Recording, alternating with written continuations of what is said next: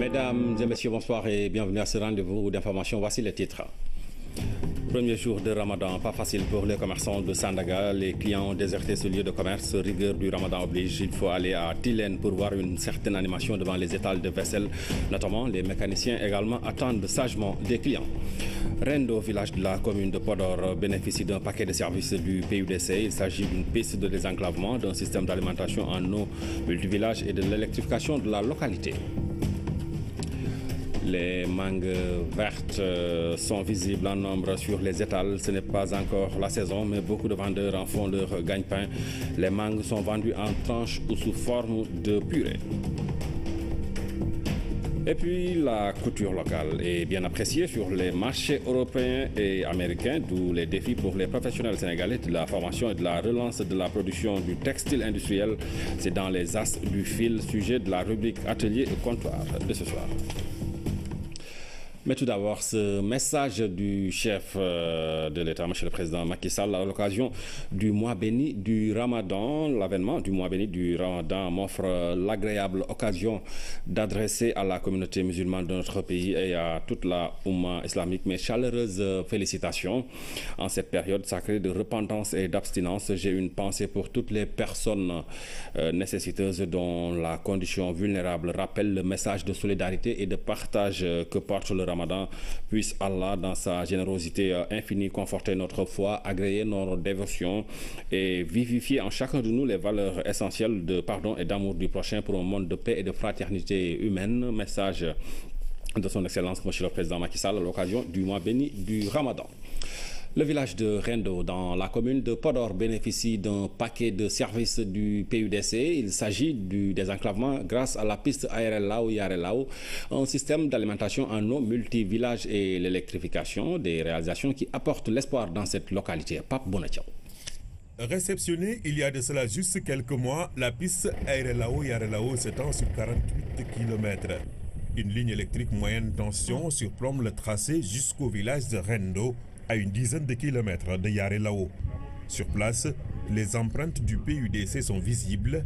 Hormis les poteaux qui annoncent l'électricité, le village bénéficie d'un forage d'une puissance de 50 m3/h pour un château d'eau de 200 m3. Pure coïncidence, nous avons trouvé le comité de gestion du forage en train de se réunir.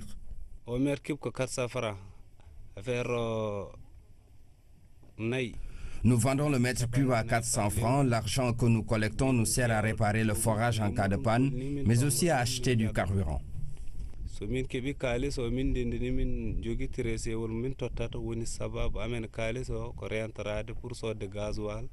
Avant l'arrivée du forage, ces populations ont vécu le pire. Il était difficile de trouver de l'eau ici. Le point le plus proche se trouve à plus de 15 km.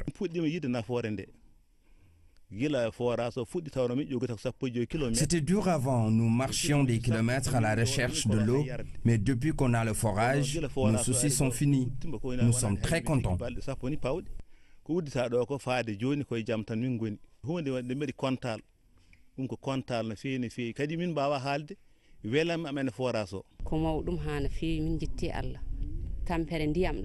Nous avons maintenant de l'eau à suffisance. Nous en rendons grâce à Dieu.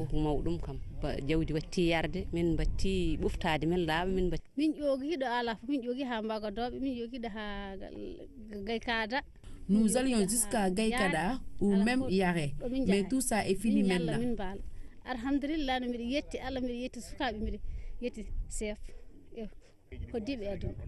Les bénéficiaires directs du forage de Rendo sont estimés à 2500 personnes. Pour le bétail, pas moins de 20 000 têtes envahissent quotidiennement les abreuvoirs. L'impact est là, on le sent, on peut commencer à le mesurer. Mais en plus de ces impacts, c'est justement cette satisfaction qu'ont les populations de se savoir, en tout cas de sentir cette appartenance à ce pays. Parce que le président de la République, en décidant d'allouer exclusivement pour le milieu rural 123 milliards, de nos propres ressources, justement, montre à cette bonne frange de la population qu'effectivement, les richesses que nous produisons leur sont aussi destinées quand il s'agira de redistribuer ces richesses que nous avons produites. Le village de Rendo constitue à lui seul un exemple typique de la vision du programme d'urgence de développement communautaire. Ici, les volets hydrauliques rurales, désenclavement et accès à l'électricité sont réunis. L'ambassadeur de France est en tournée dans la région de Ziguinchor. Christophe Bigot est venu s'enquérir de l'état d'avancement des projets financés par l'Agence française de développement. Il a visité à Oussouye des infrastructures qui ont reçu l'appui du bureau de mise à niveau Kaltom Gueye. Oussouye est la première étape de cette tournée de l'ambassadeur de France ici à Ziguinchor.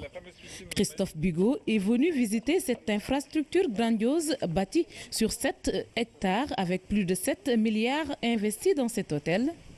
Mais depuis sa création en 1992, il est resté clos. Aujourd'hui, avec l'appui du bureau de mise à niveau et l'Agence française de développement, bailleur du BMN, l'hôtel d'Iri Mayotte commence à renaître. Et d'ici quelques mois, il va réouvrir ses portes au public. On assistera à l'éclosion de la Casamance ici.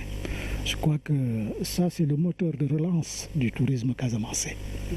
Parce qu'à chaque fois que l'on réalise une visite, on repart avec la conviction que la Casamance est bien repartie. Il faut oser, et nous l'avons fait. Le campement Oudia, dit Todi Malegen, entre autres structures, ont reçu l'accompagnement du bureau de mise à niveau, comme l'hôtel d'Iri Mayotte. Aujourd'hui, il fallait relancer pas sur la totalité de ces activités, parce que comme vous le voyez, c'était un gros investissement, mais en tout cas, en mettant l'accent sur une partie des activités de cet hôtel d'Iromite, pour lequel, en tout cas, le bureau de mise à niveau apporte un appui pour permettre à d'autres investisseurs qui le souhaitent de venir accompagner la rénovation de ce joyau, comme vous avez pu le constater, et aussi de permettre à la population locale de trouver des emplois. Cette visite est l'occasion pour la représentation diplomatique française de voir de visu l'évolution des projets où intervient l'Agence française de développement. Dans le domaine de l'agriculture, l'Agence française de développement fait un certain nombre de projets, mais là aussi je pense qu'on peut passer à une échelle supérieure pour moderniser l'agriculture, la rendre plus efficace. Que ce ne soit pas simplement une agriculture qui nourrisse la population, ce qui est très important, que ce soit pas seulement une agriculture qui fasse vivre la population, mais que ce soit une agriculture qui contribue au développement de l'ensemble de l'économie de la région et du pays. L'économie, le tourisme, la culture, la santé, l'éducation sont autant de secteurs qui reçoivent l'appui de l'AFD ici, au niveau de la Casamance.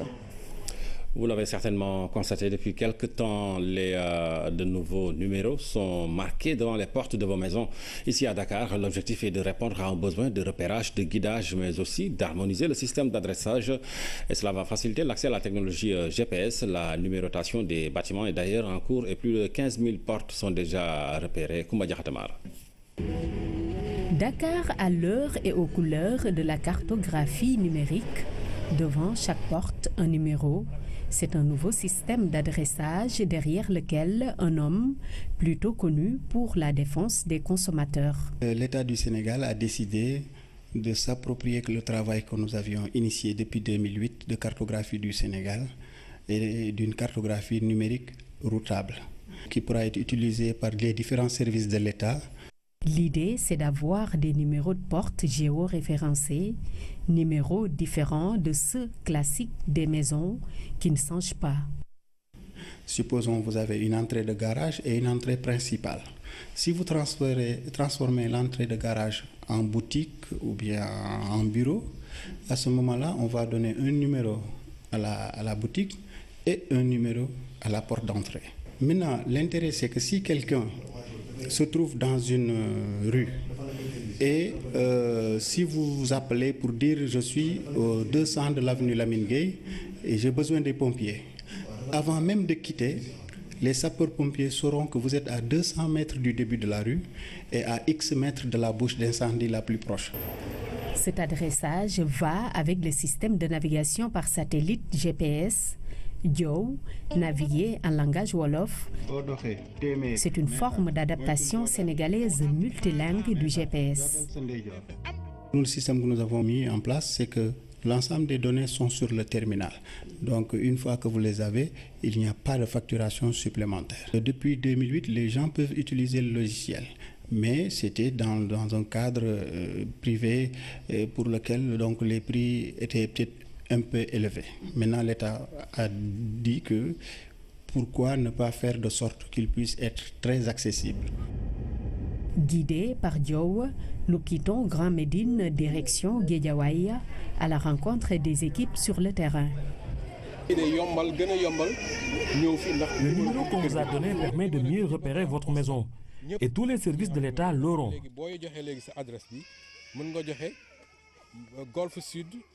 Maintenant, votre adresse c'est Golfe Sud, rue 299. Le numéro de porte c'est 177. Et si vous la mettez dans le GPS, il vous amène jusqu'ici. C'est une bonne chose. Ça facilite la localisation. Merci. À ce jour, plus de 13 000 km de distance cumulée de rues ont été couverts, près de 20 000 portes numérotées. L'objectif, c'est de couvrir toute la capitale avant de l'élargir aux régions. Les habitants des SICAP ont reçu la visite du ministre de la Solidarité nationale, Antassar Diako. Antassar Diako a remis un lot de carnets de santé aux populations pour leur faciliter l'accès aux premiers soins. C'est un reportage de Fatoumata Savané. Des gestes de solidarité à l'endroit des habitants des SICAP. 300 personnes vont désormais bénéficier de soins de santé grâce à ces carnets. Ils leur facilitent l'accès aux premiers soins. Cette opération qui entre dans sa phase active des réceptions du ticket d'entrée vise à soulager les bénéficiaires. La remise de ces 300 carnets d'adhésion aux 2 mutuelles de santé a certes une valeur symbolique, mais au-delà, elle traduit notre accompagnement auprès du président de la République, dont la politique sociale se veut inclusive, efficace et efficiente. À ce geste de solidarité s'ajoute un autre dont la signification et la portée religieuse sont une réalité à la SICAP, un billet pour le pèlerinage à Rome. Le tirage au sort a choisi la dame Marindeki. Je suis très contente. Et avant tout, je remercie d'abord le bon Dieu qui m'a gardé jusqu'à aujourd'hui ce jour-là. Donc, et aussi je remercie celle qui nous a donné ce billet, avec la communauté et tout l'ensemble qui était là présent devant moi. Voilà 2 années que j'offre des billets de pèlerinage à la Mecque, à la communauté de SICAP. Et cette année, j'ai dit, mais il me faut donner un billet cette année à la communauté chrétienne, comme je vais encore donner un autre billet de pèlerinage à la Mecque, à la communauté musulmane de ma commune. L'école de Liberté 6 a également bénéficié d'un lot de matériel. Nous sommes déjà dans une bonne dynamique. Avec l'essai départemental, nous nous sommes très bien classés. Je pense qu'avec ces intrants de taille, on pourra améliorer vraiment nos résultats scolaires. Les habitants des SICAP ont démontré leur reconnaissance et leur joie à celle qui est une des leurs. Le ministre Antassar Diako qui fait un retour à sa base. Je rectifie, le docteur Antassar Diako est bien délégué général à la solidarité nationale et non ministre. Début de Ramadan difficile pour les commerçants et autres marchands ambulants. À Sandaga, les clients ont déserté les lieux de commerce au premier jour du Ramadan. À Tilène, par contre, c'est le rush. On se bouscule devant les étals, notamment chez les vendeurs de vaisselle. Tout le contraire chez les mécaniciens qui n'ont pas vu l'ombre d'un client à la mi-journée. Anne-Marie Gomis. Samedi, premier jour du Ramadan, au rond-point Sandaga. Ordinairement bruyant, l'activité économique semble être au ralenti en ce début du Ramadan. Presque pas d'affluence, les clients se font rares, les marchands ambulants se tournent les pouces. Il n'y a pas de clients en tout cas. C'est tellement dur, au moment du Karim, on ne voit personne. Même constat sur l'avenue Malixi, les commerçants guettent les clients. Le Ramadan est passé par là. En ce moment, les clients viennent à compte-gouttes. C'est peut-être à cause du Ramadan. Sur le trottoir, les petits commerçants ressentent également la même chose. On ne voit personne depuis le matin, mais nous avons encore espoir. En ce moment, ça ne marche pas, mais on se débrouille. Un décor inhabituel en centre-ville en ce début du Ramadan. À Tilène, par contre, c'est le grand rush. L'affluence a monté d'un niveau. Les clients viennent chercher le nécessaire pour le mois. Chez les vendeurs de vaisselle, par exemple, on se bouscule pour se ravitailler. Je suis venue pour faire des courses pour le Ramadan. Mais en ce moment-là, tout est cher parce que les gens profitent au moment du mois de Ramadan pour augmenter les prix. Et cela au grand bonheur des vendeurs qui se frottent les mains.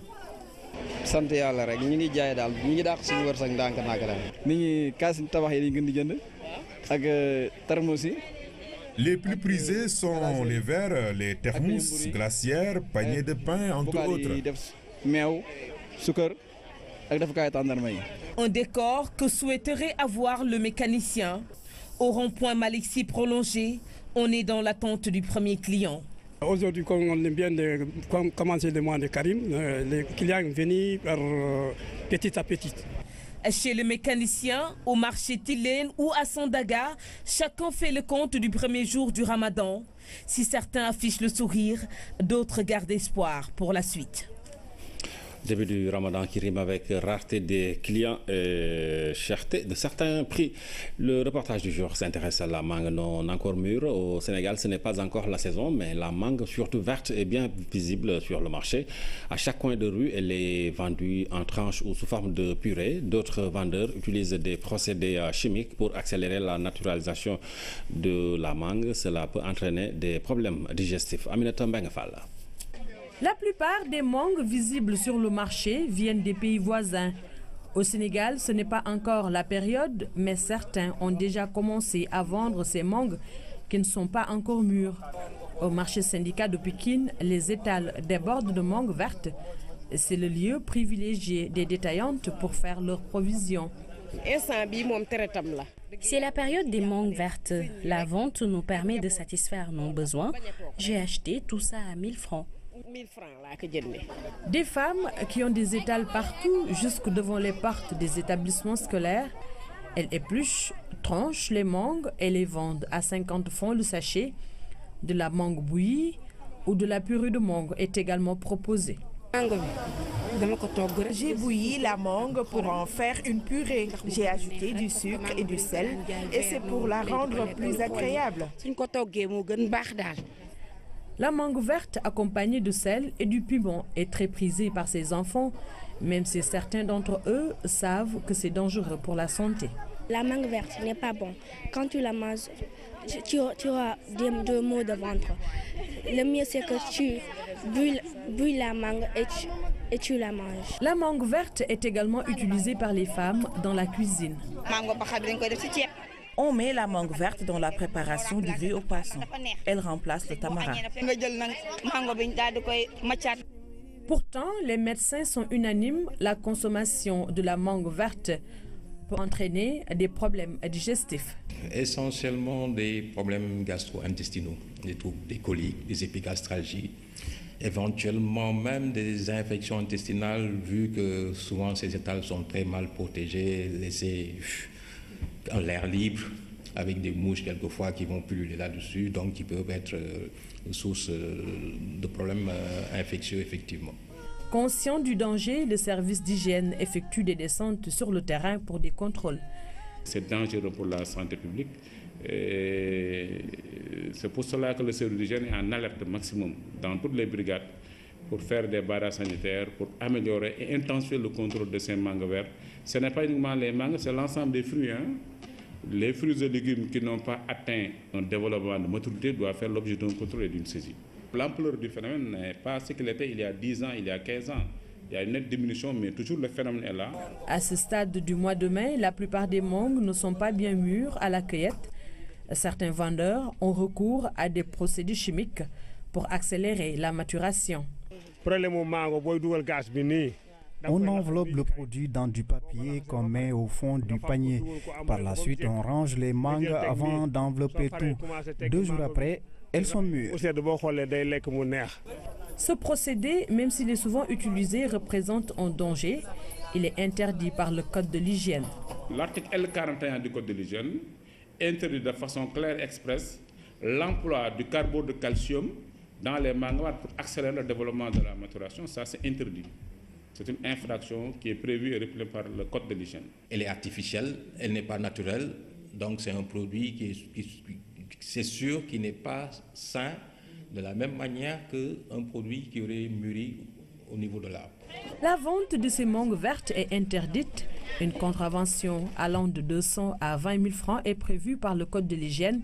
Même si le phénomène a régressé, il faut toujours sensibiliser les populations sur les risques sanitaires liés à la consommation de ce fruit non encore mûr. Voilà, attention donc aux consommateurs. Certains revendeurs utilisent des procédés chimiques pour accélérer la maturation des mangues. Célébration de la première journée nationale de lutte contre la mortalité maternelle, néonatale et infantile. Cette activité a réuni autour de la direction de la santé et de la reproduction plusieurs acteurs. Il y a encore trop de risques de perdre la vie lors de la grossesse ou pendant l'accouchement. Et les marraines de quartier ont fortement été associées à cette journée. Omar Diaw. Divers personnels de santé, dont des médecins-chefs de région et des acteurs communautaires, avec en première ligne les marraines de quartier et des partenaires, ont pris part à cet événement. Ça, c'est la journée nationale. Évidemment, chaque région va organiser sa journée au moment voulu, au cours de l'année 2017. La première journée nationale de lutte contre les mortalités maternelles, néonatales et infanto-juvéniles a été centrée sur le suivi de la grossesse et de l'accouchement. Une visite prénatale par trimestre. Par ailleurs, c'est important qu'elle se fasse assister pendant l'accouchement et également en postnatal. C'est sur ces trois aspects que nous avons intervenu cette année. L'utilisation des moyens médicaux mis à la disposition des femmes n'est pas toujours optimisée.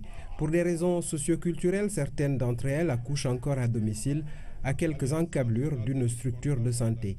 Dans ce choix périlleux, la parturiente peut y laisser la vie. On devait recenser l'ensemble des décès, quel que soit le lieu où ces décès-là surviennent. C'est ce qu'on appelle la notification. Et cette notification, nous la faisons en rapport avec les Badjinogor. C'est l'implication. Une personne qui oriente une femme pour la consultation prénatale, l'accouchement, s'il y a un décès, elle doit être au courant et informer la tutelle. Si l'engagement des marraines de quartier doit être accompagné par un minimum de moyens, celui des infirmiers et infirmières pour une meilleure santé de la reproduction est affiché.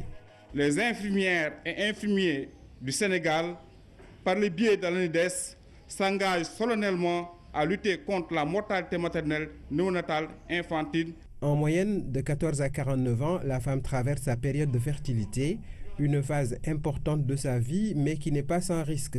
Quand on sait qu'il n'existe d'ailleurs aucune grossesse à risque zéro, le suivi doit être plus régulier. Le ministre de l'Éducation a inauguré 2 collèges d'enseignement moyen et une école primaire dans les localités de Séléti, Koudioubé et Touba Tranquille dans la région de Ziguinchor. Des infrastructures qui devraient permettre de mettre les élèves de ces localités frontalières à la Gambie dans de très bonnes conditions d'études. Des inaugurations bien accueillies par les populations. Abdoulaye Zban. À Séléti, cet acte important posé par le ministre de l'Éducation nationale inaugure le collège d'enseignement moyen de la localité. Une vieille doléance des populations qui vient d'être satisfaite. C'est chose faite. C'est un véritable bijou, il faut le dire. Parce que des CM de cette nature dans la région, on n'en trouve pas beaucoup. Collège qui comprend une administration, 2 blocs de salles de classe ordinaires, un bloc de 2 salles de classe spécialisées, l'une servant de laboratoire et l'autre de bibliothèque et de salle informatique. 2 blocs d'hygiène de 5 box pour filles et garçons avec un accès réservé aux handicapés. Après Séléti, la délégation s'est rendue à Koudioubé, toujours à la frontière avec la Gambie. Ici, un accueil chaleureux a été réservé à la délégation ministérielle à l'occasion aussi de l'inauguration du collège d'enseignement moyen. Un grand pas dans le développement de l'éducation. Les élèves ici présents vous disent un grand merci d'équiper si possible ces salles construites en table-banc, ordinateur, matériel reprographique. Et je voudrais vous rassurer que ce collège recevra tout l'équipement nécessaire en termes de matériel informatique, de matériel de reprographie, de matériel de laboratoire. Dernière étape de cette série d'inauguration, Touba Tranquille, toujours à quelques mètres de la frontière, la localité étrenne sa nouvelle école primaire. Un jalon important vient d'être posé ici. Nous magnifions ces réalisations qui matérialisent de fort belle manière les réponses concrètes données aux doléances légitimes exprimées il y a un peu plus d'1 an par les populations soucieuses de l'amélioration des conditions d'apprentissage de leurs enfants. De 2012 à 2016, le montant global des investissements en infrastructures scolaires réalisés dans la région de Ziguinchor s'élève à 4,858 milliards de francs CFA. Partout où il est passé pour inaugurer ces écoles, le ministre de l'Éducation nationale a tenu à sensibiliser les populations sur l'entretien de ces infrastructures afin d'assurer leur durabilité. Serigne Mbaye Thiam a aussi réaffirmé l'engagement de l'État à doter très prochainement ces localités de lycées modernes. Sur le chemin du retour, le ministre a rendu visite à l'imam de Bignona, El Hadj Fansou Bodian, qui a prié pour un Sénégal de paix. La deuxième édition de la journée École sans Sida a été organisée hier au Théâtre national Daniel Sorano. L'initiative a pour objectif de prévenir le VIH chez les jeunes. Le Sénégal, à l'instar de la communauté internationale, s'engage à mettre fin à l'épidémie du Sida d'ici à 2030. Damsila. Au Sénégal, le taux de prévalence chez les jeunes est de 0,2% et 0,7% chez les adultes. Pour sensibiliser les jeunes, particulièrement les élèves, le Conseil national de lutte contre le sida organise pour la deuxième fois la journée École sans sida. Si la lutte contre le sida a connu des avancées importantes au Sénégal, si des résultats concrets et encourageants ont été obtenus depuis le début de l'épidémie, c'est grâce aux efforts importants de tous les acteurs et plus particulièrement le secteur de l'éducation. Pour atteindre l'objectif de mettre fin à l'épidémie du sida d'ici à 2030, le CNLS a noué des partenariats avec plusieurs structures étatiques et non étatiques. C'est dans cette optique qu'il travaille avec le ministère de l'Éducation nationale pour qu'ensemble, éliminer le VIH dans les écoles. Une éducation de qualité qui se donne comme préoccupation d'éduquer la population, notamment les jeunes, constitue sûrement une des pistes les plus crédibles pour contenir l'évolution de la maladie. Si l'éducation a un impact sur l'évolution de la maladie, celle-ci en retour peut désorganiser toute tentative de réaliser une éducation de qualité dans notre pays. Dans le cadre de la lutte contre l'infection à VIH et le sida, le secteur de l'éducation est entré précocement dans la réponse en s'impliquant dès le début des années 90 dans les activités du premier projet de lutte contre le sida du ministère de la Santé. Cette deuxième édition de l'école sans sida a eu comme invité d'honneur la diva de la musique sénégalaise Coumba Gawlo Seck. L'artiste compte s'investir pleinement dans la lutte contre le VIH. C'est tous ensemble que nous allons en finir une fois pour toutes avec le sida. C'est ensemble que nous allons lutter pas à pas, mot après mot, en rang serré, et nous éliminerons le sida de nos vies. Pour mieux sensibiliser les élèves sur le VIH-Sida, un film dénommé Positif a été diffusé dans la salle. Il a permis à l'assistance de mieux comprendre les causes de l'épidémie et comment les prévenir. C'est l'un des titres de ce 20h. La couture locale fait tendance sur les marchés d'Europe et d'Amérique. Dans ces destinations, les usines ferment et la main-d'œuvre se fait rare. Pour les professionnels sénégalais, deux défis sont à relever. Il s'agit de la formation et de la relance de la production du textile industriel pour imposer durablement la couture de l'authenticité africaine, très prisée sur les marchés extérieurs. Les as du fil, c'est le sujet de Atelier et Comptoir, un grand dossier signé Issa Thioré. La couture, une mesure du temps. C'était il y a plus de 60 ans. Dakar est allé tout son savoir-faire en matière de mode. Des années plus tôt, c'était aussi le cas à Rufisque, la vieille ville, où les femmes savaient parfaitement répondre présentes à l'appel de l'élégance. Ce sont des images inédites, tirées des archives, une grosse part de l'histoire du Sénégal, mais aussi une traduction parfaite de ce que le Sénégalais d'aujourd'hui veut en matière de couture. Le Sénégalais ne connaît que la couture sur mesure, surtout concernant la chemise. Elle se fait avec beaucoup de mesure et de professionnalisme. Pour moi, une chemise idéale, c'est une chemise qui va à la personne. Nous, qui sommes du sur-mesure, c'est ça la différence entre le sur-mesure et le prêt-à-porter. Le prêt-à-porter, c'est une chemise pour tout le monde. Or que le sur-mesure, c'est une chemise à toi. Prêt-à-porter ou sur-mesure, la machine de la couture est en marche pour les Sénégalais. Le marché international est extrêmement ouvert. L'Europe et les États-Unis ne produisent presque plus, faute de main-d'œuvre. Ces pays-là ont une main-d'œuvre extraordinaire qui coûte vraiment cher. Quand la main-d'œuvre coûte cher, c'est parce que quand ils vous fabriquent un produit, le produit sera très cher. Et les consommateurs n'ont pas besoin de produits chers. Nous faisons toutes nos exportations qui entrent dans l'Union européenne en passant par l'Allemagne. Pourquoi le choix? Le choix parce que déjà à la conception de l'entreprise, on a 2 associés allemands.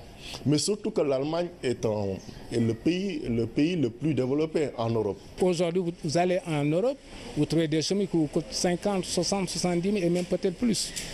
Vous venez en Afrique, vous allez voir au Maghreb par exemple, où il y a la spécialisation, vous allez trouver des chemises qui vont trouver 3 500, 4 000 francs. Pourquoi? Parce que tout simplement, le coût de la main-d'œuvre est juste raisonnable. Depuis qu'on a commencé à travailler sur des tissus qui sont des tissus africains, sur le marché local et bientôt conquérir l'Europe avec ces tissus, nous savons que nous allons amener une touche qui est une touche africaine. Et c'est ça qui est recherché parce qu'aujourd'hui, dans ce monde, il faut pouvoir exprimer son identité. Alors, pour faire la différence, l'option est mise sur la formation dans cet atelier dakarois, de la coupe à l'assemblage. Tout doit tenir sur un fil. Ce fil, c'est la formation. C'est aussi le professionnalisme et tout le monde l'admet. La taille européenne et la taille africaine, c'est pas la même chose. La taille asiatique aussi et la taille américaine, c'est pas la même chose. Donc c'est des normes. La couture s'apprend tous les jours. C'est aussi valable pour la personne qui fait 7 ans de métier que pour celle qui a 17 ans d'expérience. Si vous n'êtes pas formé aux techniques de la couture, vous ne pouvez pas faire carrière. Il y a eu la faculté de médecine. Pour faire quoi? Pour former des médecins. Pour servir à quoi? Soigner. Mais nous aussi, nous avons besoin d'écoles, de grandes écoles, pour fabriquer, aller vers l'exportation, réduire la balance commerciale. Seulement, pour CARFA, le défi est aussi à chercher dans la relance de la production du textile industriel. Si les autorités nous aident à faire des chemises du coton jusqu'au tissu, nous servirons de faire des chemises made in Sénégal d'excellente qualité et qui peuvent se vendre mieux. Parce que l'identité sénégalaise à travers sa culture, elle ne date pas d'aujourd'hui. Entre 160 et 170 000 personnes interviennent dans la couture.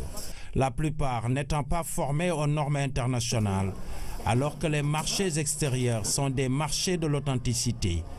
Il va falloir investir pleinement et vivement dans la filière. Les as du fil, sujet de la rubrique Atelier Comptoir signé Issa Thiorgué qui nous revient samedi prochain. Le Conservatoire national des arts et métiers de la France se mobilise pour développer la formation professionnelle au Sénégal. Le CEDAM et le centre d'entraînement de Dakar ont signé vendredi une convention de partenariat. L'objectif est de mettre en place une offre de formation dans les domaines du transport et de la logistique. Thierno Diallo. Le Conservatoire national des arts et métiers de la France et le centre Tedmar de Dakar ont matérialisé leur convention de partenariat à travers cet échange de parafeux.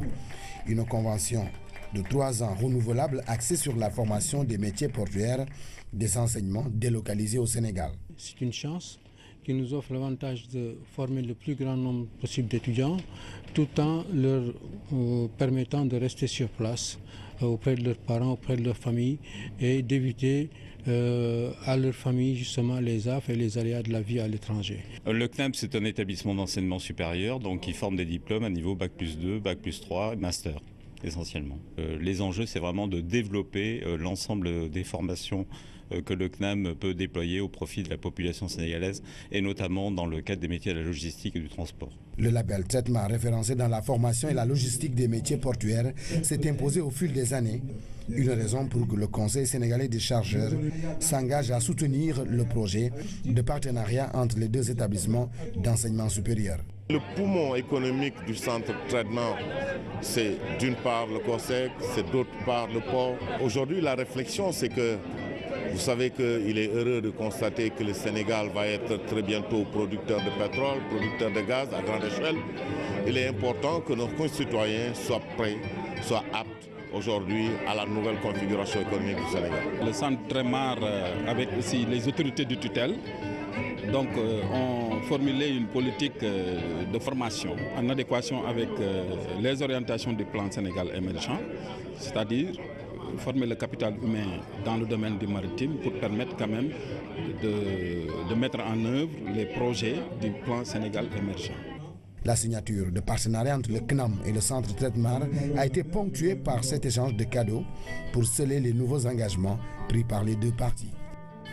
Une journée de sensibilisation sur les réalisations de l'Union économique et monétaire ouest-africaine s'est tenue à Saint-Louis. Une délégation de l'institution est revenue sur toutes les réformes initiées et appliquées par les États membres. Les projets et programmes développés pour accompagner les 8 pays de l'UEMOA ont été exposés. Diana Badia. Vulgariser les actions entreprises au sein de l'Union économique et monétaire ouest-africaine, UEMOA, dans les différentes régions du Sénégal, c'est l'objectif de cette rencontre. De multiples projets et programmes touchant divers domaines d'activité sont élaborés dans le cadre de l'intégration régionale.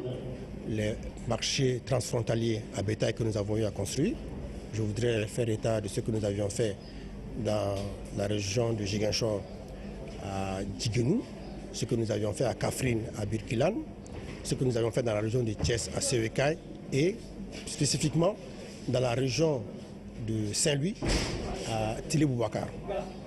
Nous avions également fait état, toujours dans le cadre de la sécurité alimentaire, des programmes de construction de magasins de stockage pour sécuriser les récoltes. Outre le volet sécurité alimentaire, l'enseignement supérieur et l'artisanat ont bénéficié des retombées de l'UEMOA, sans oublier la circulation des personnes et des biens. Nous avions également décliné tout ce que nous faisons, notamment en matière d'artisanat, à travers des exemples concrets, ce que nous avions fait pour assurer le renforcement des capacités des bijoutiers et en maroquinerie. Donc il y a également d'autres projets dans un secteur de l'enseignement supérieur. Nous avions décliné tout ce qui a été fait dans le cadre de l'enseignement supérieur, outre les réformes, mais les réalisations concrètes que nous avons eu à faire, notamment l'équipement en informatique des structures universitaires de l'UCAD. La facilitation du transport également, les 2 postes de contrôle juxtaposés qui sont en train de construire, qui sont directement réalisés par l'UEMOA à la frontière entre le Sénégal et le Mali et à la frontière entre le Sénégal et la Guinée. La délégation s'est ensuite fait la présentation générale de l'UEMOA. Elle s'est ensuite penchée sur les réformes communautaires entamées de 1996 à nos jours sous la supervision du Conseil des ministres. Beaucoup d'acquis sont notés, malgré quelques attentes. Le prix Macky Sall pour le dialogue en Afrique, une contribution pour la stabilité en Afrique, c'est l'objet d'une rencontre internationale tenue à Abidjan. Elle se tient sous l'égide du CIRID, le Centre indépendant de recherche et d'initiative pour le dialogue. Cette opportunité pour vulgariser le prix dont le président Macky Sall est considéré comme une référence en Afrique. Maman Moussagnan. 2 semaines après avoir été acté à Genève en présence du chef de l'État, le prix Macky Sall pour le dialogue inclusif en Afrique choisit Abidjan pour entrer dans sa phase active. Une offensive axée sur la sensibilisation et la vulgarisation du prix et de sa lettre de mission.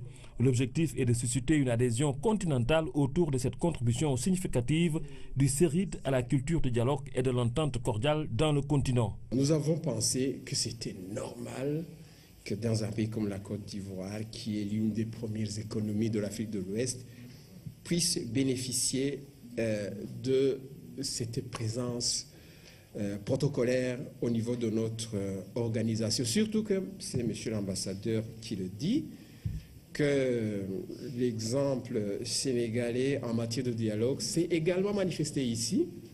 Si j'ai bien compris, monsieur l'ambassadeur, la Côte d'Ivoire rassemble une des diasporas africaines les mieux implantées ici, et que c'était normal que le président Macky Sall, avec son étoffe d'homme de dialogue, puisse étendre son expérience ici.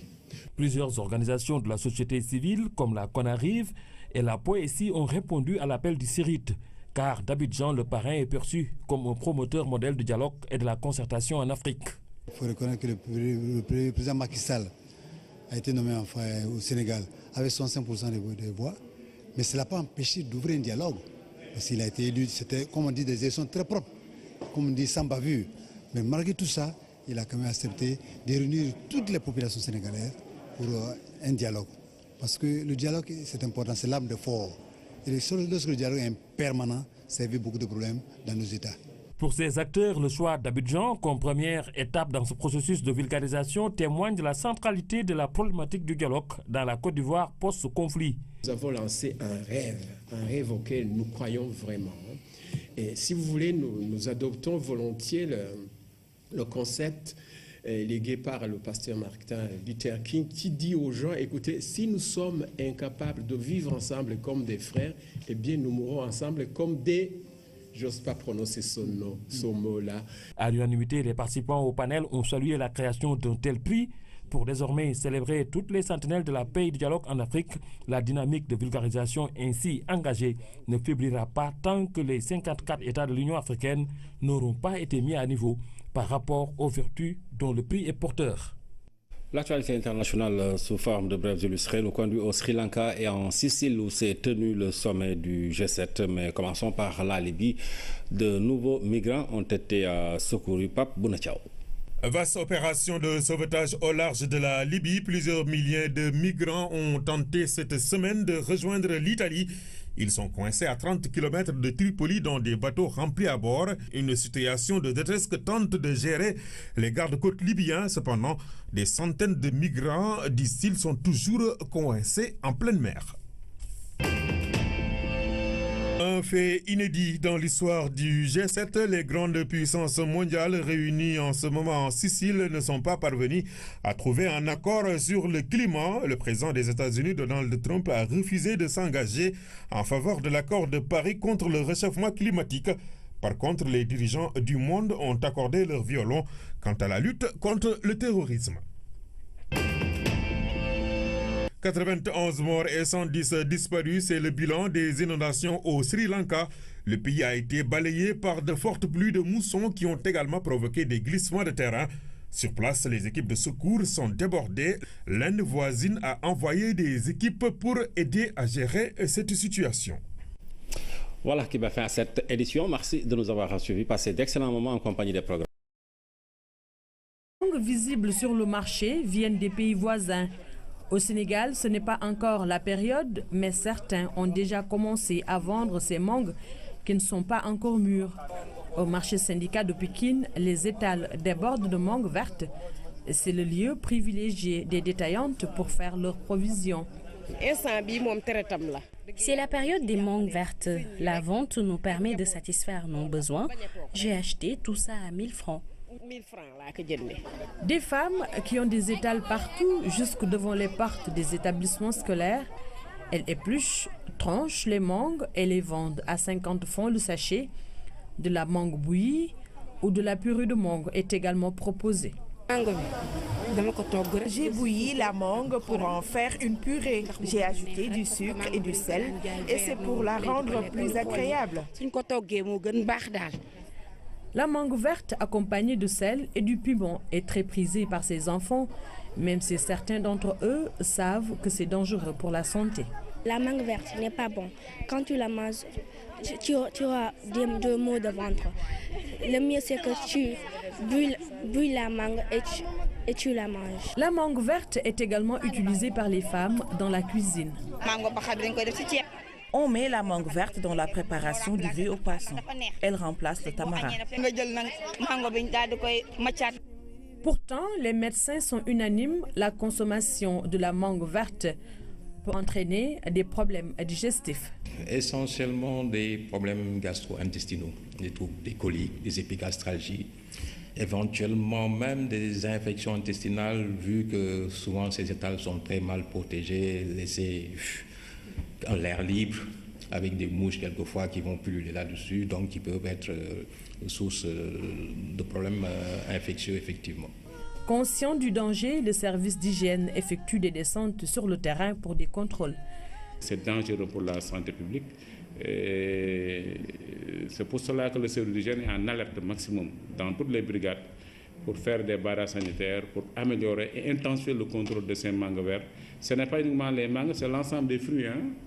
Les fruits et légumes qui n'ont pas atteint un développement de maturité doivent faire l'objet d'un contrôle et d'une saisie. L'ampleur du phénomène n'est pas ce qu'il était il y a 10 ans, il y a 15 ans. Il y a une nette diminution, mais toujours le phénomène est là. À ce stade du mois de mai, la plupart des mangues ne sont pas bien mûres à la cueillette. Certains vendeurs ont recours à des procédés chimiques pour accélérer la maturation. On enveloppe le produit dans du papier qu'on met au fond du panier. Par la suite, on range les mangues avant d'envelopper tout. 2 jours après, elles sont mûres. Ce procédé, même s'il est souvent utilisé, représente un danger. Il est interdit par le Code de l'hygiène. L'article L41 du Code de l'hygiène interdit de façon claire et expresse l'emploi du carbure de calcium dans les mangues pour accélérer le développement de la maturation. Ça, c'est interdit. C'est une infraction qui est prévue et réprimée par le Code de l'hygiène. Elle est artificielle, elle n'est pas naturelle, donc c'est un produit qui c'est sûr qu'il n'est pas sain de la même manière qu'un produit qui aurait mûri au niveau de l'arbre. La vente de ces mangues vertes est interdite. Une contravention allant de 200 à 20 000 francs est prévue par le Code de l'hygiène.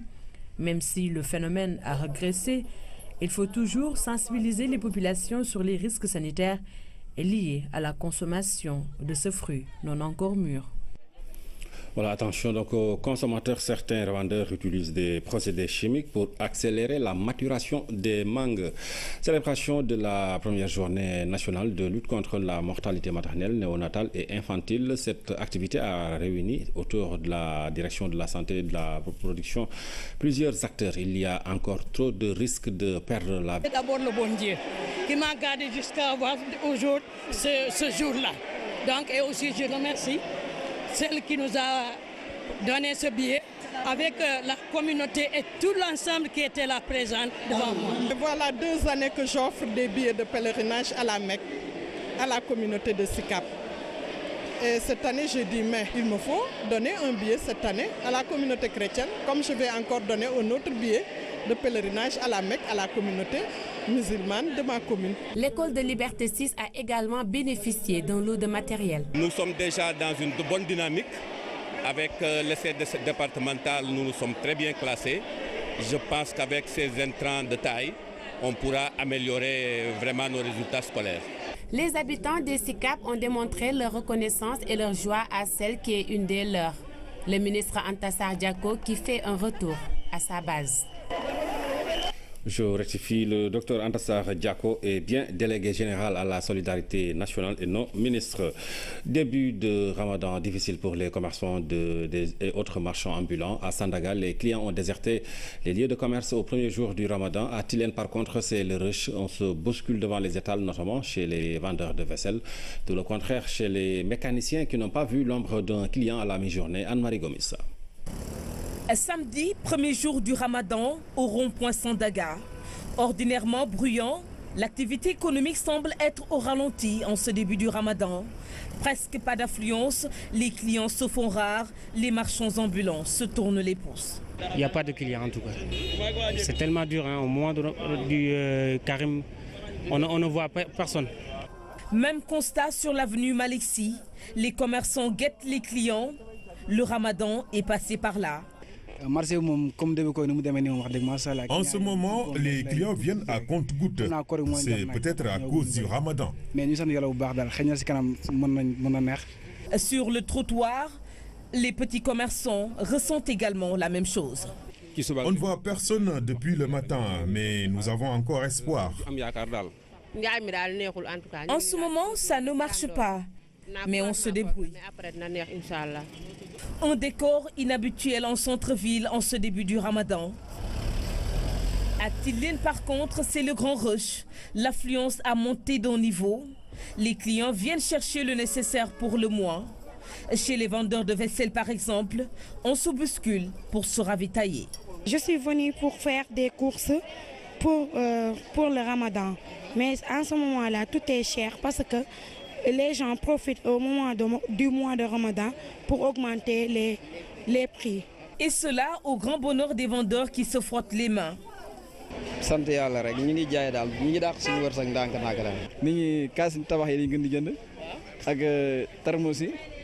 Les plus prisés sont les verres, les thermos, glacières, paniers de pain, entre autres. Un décor que souhaiterait avoir le mécanicien.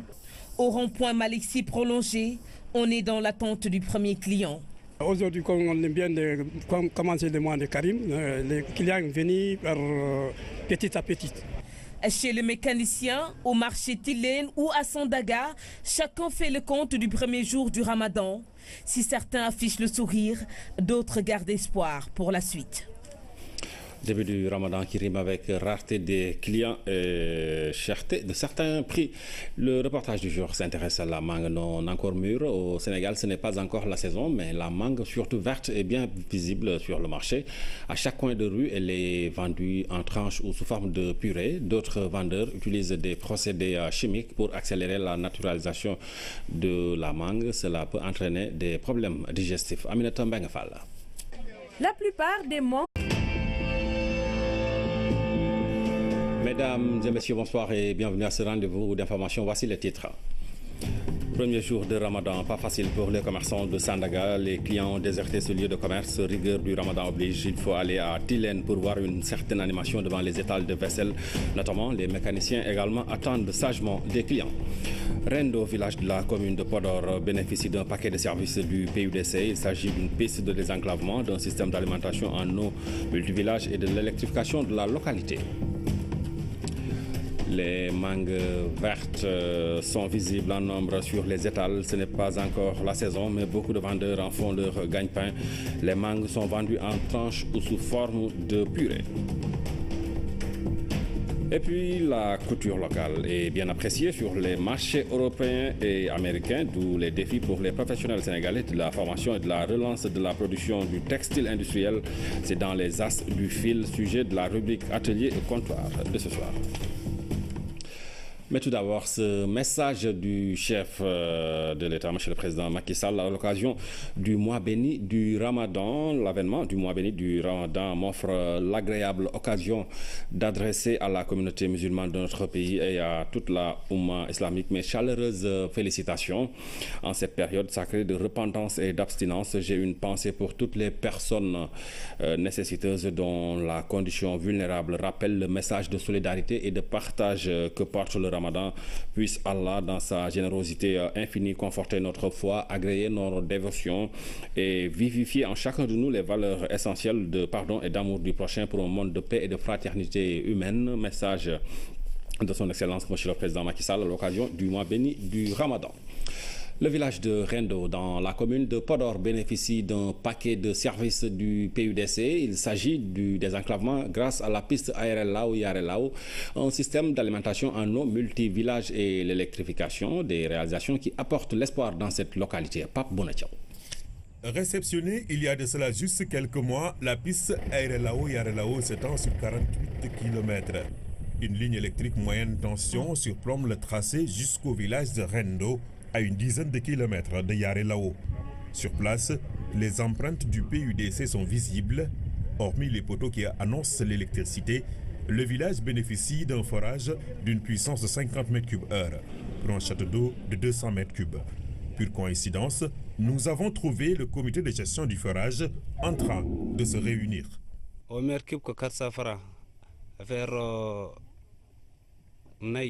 Nous vendons le mètre cube à 400 francs. L'argent que nous collectons nous sert à réparer le forage en cas de panne, mais aussi à acheter du carburant.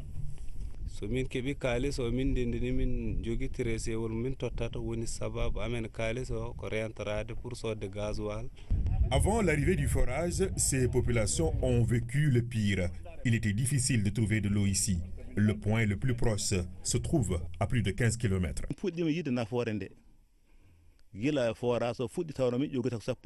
C'était dur avant, nous marchions des kilomètres à la recherche de l'eau, mais depuis qu'on a le forage, nos soucis sont finis. Nous sommes très contents.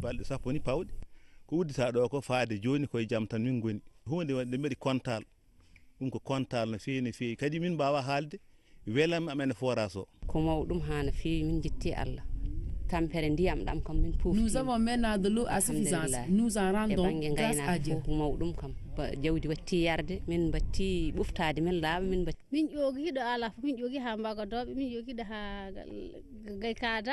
Nous allions jusqu'à Gaïkada ou même Yare, mais tout ça est fini maintenant.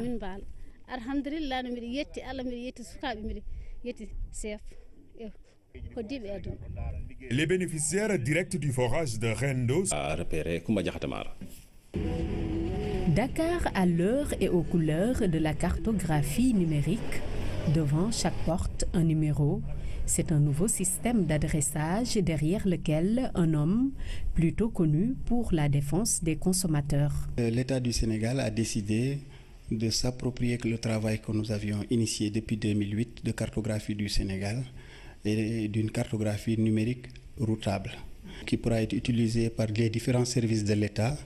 L'idée, c'est d'avoir des numéros de porte géoréférencés, numéros différents de ceux classiques des maisons qui ne changent pas. Supposons que vous avez une entrée de garage et une entrée principale. Si vous transformez l'entrée de garage en boutique ou bien en bureau, à ce moment-là, on va donner un numéro à la boutique et un numéro à la porte d'entrée. Maintenant, l'intérêt, c'est que si quelqu'un se trouve dans une rue et si vous vous appelez pour dire « je suis au 200 de l'avenue Lamine Gueye et j'ai besoin des pompiers », avant même de quitter, les sapeurs-pompiers sauront que vous êtes à 200 mètres du début de la rue et à X mètres de la bouche d'incendie la plus proche. Cet adressage va avec le système de navigation par satellite GPS. Joe, naviguer en langage Wolof, c'est une forme d'adaptation sénégalaise multilingue du GPS. Le système que nous avons mis en place, c'est que l'ensemble des données sont sur le terminal. Donc, une fois que vous les avez, il n'y a pas de facturation supplémentaire. Depuis 2008, les gens peuvent utiliser le logiciel. Mais c'était dans un cadre privé pour lequel donc, les prix étaient peut-être un peu élevés. Maintenant, l'État a dit que pourquoi ne pas faire de sorte qu'il puisse être très accessible. Guidés par Joe, nous quittons Grand Médine, direction Guédiawaye, à la rencontre des équipes sur le terrain. Le numéro qu'on vous a donné permet de mieux repérer votre maison. Et tous les services de l'État l'auront.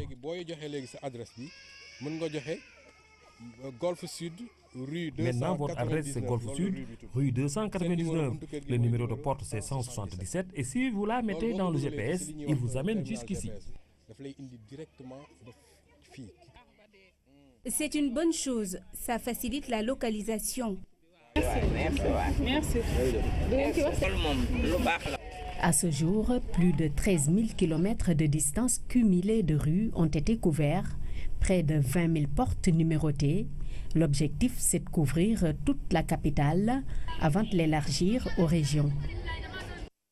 Les habitants des SICAP ont reçu la visite du ministre de la Solidarité nationale, Antassar Diako. Antassar Diako a remis un lot de carnets de santé aux populations pour leur faciliter l'accès aux premiers soins. C'est un reportage de Fatoumata Savané. Des gestes de solidarité à l'endroit des habitants des SICAP.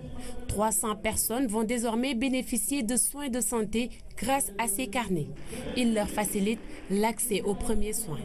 Cette opération qui entre dans sa phase active des réceptions du ticket d'entrée vise à soulager les bénéficiaires. La remise de ces 300 carnets d'adhésion aux 2 mutuelles de santé a certes une valeur symbolique, mais au-delà, Elle traduit notre accompagnement auprès du président de la République, dont la politique sociale se veut inclusive, efficace et efficiente. À ce geste de solidarité s'ajoute un autre dont la signification et la portée religieuse sont une réalité à la SICAP, un billet pour le pèlerinage à Rome.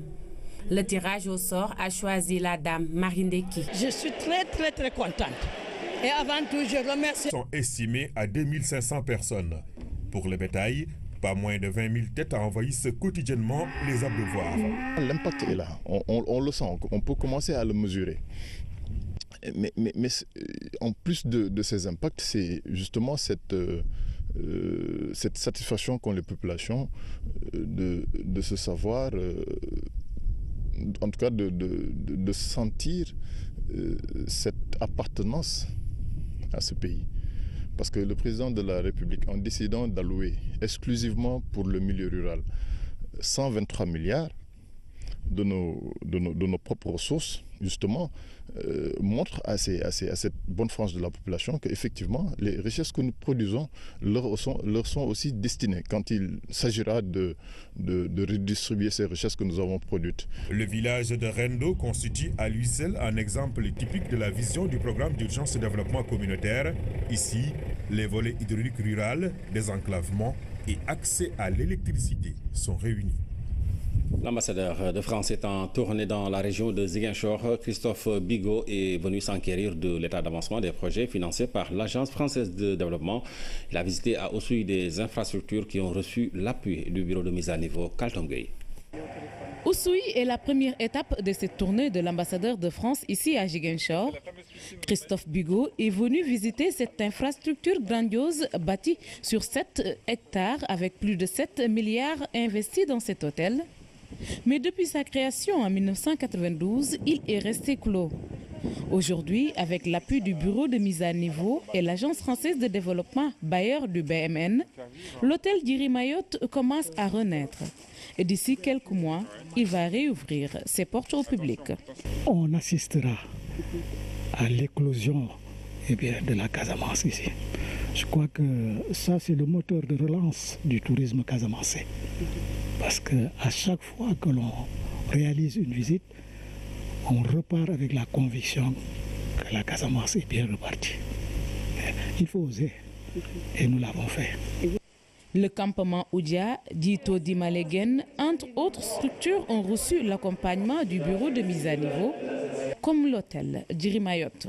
Aujourd'hui, il fallait relancer pas sur la totalité de ces activités, parce que comme vous le voyez, c'était un gros investissement, mais en tout cas, en mettant l'accent sur une partie des activités de cet hôtel Giromite, pour lequel, en tout cas, le bureau de mise à niveau apporte un appui pour permettre à d'autres investisseurs qui le souhaitent de venir accompagner la rénovation de ce joyau, comme vous avez pu le constater, et aussi de permettre à la population locale de trouver des emplois. Cette visite est l'occasion pour la représentation diplomatique française de voir de visu l'évolution des projets où intervient l'Agence française de développement. Dans le domaine de l'agriculture, l'Agence française de développement fait un certain nombre de projets, mais là aussi je pense qu'on peut passer à une échelle supérieure pour moderniser l'agriculture, la rendre plus efficace. Que ce ne soit pas simplement une agriculture qui nourrisse la population, ce qui est très important, que ce ne soit pas seulement une agriculture qui fasse vivre la population, mais que ce soit une agriculture qui contribue au développement de l'ensemble de l'économie de la région et du pays. L'économie, le tourisme, la culture, la santé, l'éducation sont autant de secteurs qui reçoivent l'appui de l'AFD ici, au niveau de la Casamance. Vous l'avez certainement constaté depuis quelque temps, de nouveaux numéros sont marqués devant les portes de vos maisons. Ici à Dakar, l'objectif est de répondre à un besoin de repérage, de guidage, mais aussi d'harmoniser le système d'adressage. Et cela va faciliter l'accès à la technologie GPS. La numérotation des bâtiments est d'ailleurs en cours et plus de 15 000 portes sont déjà